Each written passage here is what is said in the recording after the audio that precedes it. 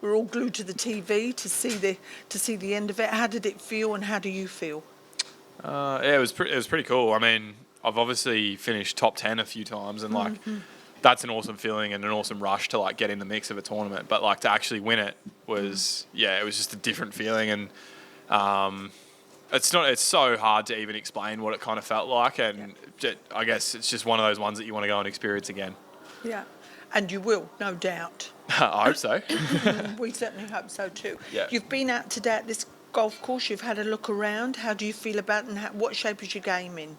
Yeah, I mean, my game's good. I played good this morning, so it's just kind of trying to shake off a bit of jet lag from the travel from Saudi Arabia last week.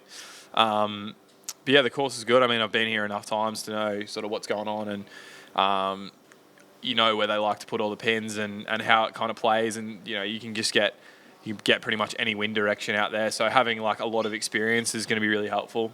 You know, if the weather sort of behaves or it doesn't on the weekend. So yeah, it's a good week. I feel pretty confident. One of the guys was walking with you, and he said that you birdied 6 of the first 7 or 7 of the first 8, and you were playing fabulously this morning. Yeah, it was as a Pro-Am team, we had 49 under and still lost. Oh my goodness. So yeah, that was a pretty good morning. Great. Questions, please. Do you know what you shot? You were 6 under when I saw you. Do you know what you shot today? Well, I picked up on 7 from about 15 feet because obviously par's your friend. So Dom doesn't give me that putt, and I think I shot 10 if he gives me a bogey there, 10 under. So problem is, like, I'll probably think about that tomorrow morning and then be upset with whatever I shoot tomorrow because it's going to be pretty hard to replicate that one again. Tell us how you turned it around, because when you came home at the end of last year, you said that you'd been talking about whether you wanted to go back, kind of thing. So, which is pretty heavy. You're obviously in a bad state at one point last year. So, how has it changed? Yeah, I think it's a bit of a combination of like stuff that I did and probably a bit of good and bad misfortune in a way. We obviously just within my team had some pretty like in-depth conversations and meetings last year that we sorted a lot of stuff out and got a lot of stuff out that needed to be said. We'd obviously had some success, and then it wasn't kind of going the way we wanted to early last year, and just all the tension that can create and the friction that can create at times. We spoke about everything we needed to do there, and everyone got more on the same page. And then also I came home just after France and was playing with some friends back home and did a ligament in my hand.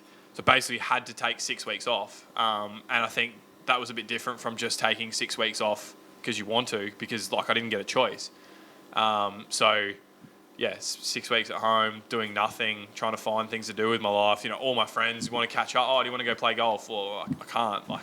I think that was enough to kind of, when I did get back to play, I was like, right, I actually really want to play now.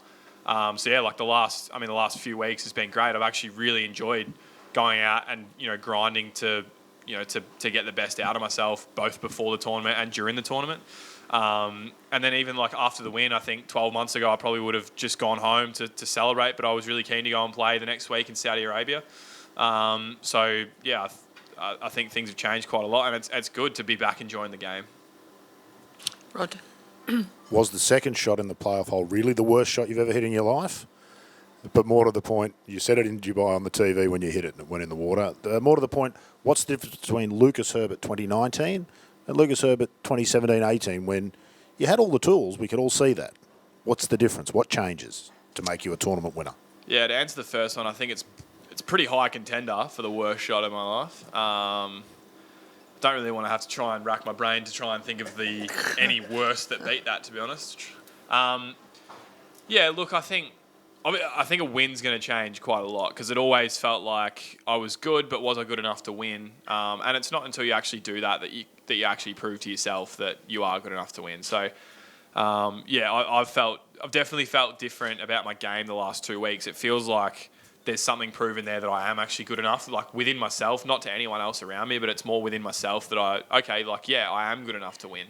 And especially given that I was not handed that at all. I went and I had to go and earn that win. It wasn't like I won in a playoff where the other guy hit 3 in the water and, it was shaking hands after 2 shots.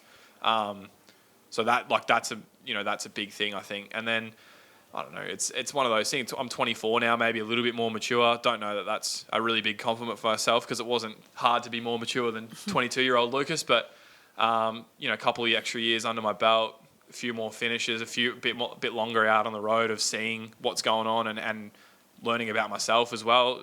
I think that's probably where I'm different. And hopefully we're sitting here in 2 years' time having the same conversation, going like, yeah, I'm way better than that 24-year-old Lucas as well. It's life-changing regardless of what happens now, but I think for sure the confidence that I carry forward and the knowledge that gives me that, the shots under pressure that I need to hit, I can hit them. And even if I do hit bad shots like that 3-wood in the playoff hole, I can come back from that. And the confidence and knowledge that I can take from that, that's definitely hopefully it changes my career, like you said, for the better quite a bit. What would it mean if you were to win this, given that it's in your home state? I presume you've got some family around. Who is around this week? Plenty of family and friends. Too many to name names, but the Vic Open. I think it was the second professional tournament I ever played. It's obviously my state home open, so to win at home would be something different from winning overseas with everyone else around. I think. Yeah, it'd be pretty cool to win this week, but it's one of those things. It is quite difficult to come home and play, and I think a lot of players feel that when they go and play back at home, if they play a worldwide schedule, to go and play in their home country can be quite tough because there is obviously quite a lot more expectation, quite a lot more pressure on you to play well. You're expected to play a lot better. So, the challenge for me this week is just going to be try and make sure to keep a level head and. Not get ahead of myself, not expect too much of myself. The week at Dubai, we were pretty much trying to finish in the top 40. So, there's no reason to change that. I just want to have a nice solid week, try and do all the things that I need to do and kind of let the rest take care of itself. Are you going to enjoy playing with Carl Cole? I can't believe they let you in. Just going to this week after the Desert Swing, the fact that you are teeing it up rather than taking time off to celebrate, is that something that you're looking forward to this week, or are you here with a more competitive mindset, knowing what the feeling of winning is like and wanting to get over the line again this week? You don't turn up to any tournament just there to kind of enjoy or celebrate at all. You want to win every event you tee it up in. So, yeah, I'm definitely not here this week for a bit of a party with my friends. Now I've got next week off, and then I'm playing 2 in a row, and then I've got a pretty nice stretch off. So I know in the back of my mind I've got some celebrating to do coming up. But right now it's business time, and we've got to go and do the things that I need to do to play well. Rod? I'm asking you this of everybody. You and I have had discussions about the distance debate in the past. The Distance Insight report came out last night. I'm not sure whether you saw any of it or have heard any chatter, but the feeling seems to be the RNA and the USGA have suggested they're going to do something about distance to limit it and stop it going any further. Do you have any initial thoughts about that, or is it something that you still remain interested in? Because we've had some lengthy chats about it on Twitter over the time. Yes, we have. Me and Clates too. I don't think any of us agreed. Just to clarify for everybody. Twitter's a hard one as well because we've got 250 characters to try and explain ideas that are obviously a lot more complex than that. Yeah, look, it's a different one. Everyone's got a different idea of what you're going to do to try and limit it. I don't know. As far as the current product goes, I don't really know how you're going to make it much better. It's at a point now where you can't be getting 10 yards extra out of a driver. They're all, if they're going to make a change at all, or if they're going to make it any better, it's 1 or 2 yards max. So from here, I'm not really sure where they I think we're kind of at the limit now. But I get the whole point and the argument of the fact that golf courses can't keep building more tees back further and further, and obviously it can't help the amount of golf courses that are shutting down with the fact that they've got to build more tees and irrigate more tees and grow more rough and everything like that. It's everyone's got different ideas on it. I'm not against if they want to bring the distance back and I guess turn it back into something it's more of a the skill of making a center strike and catching a ball flush is more important than just how hard you can swing it.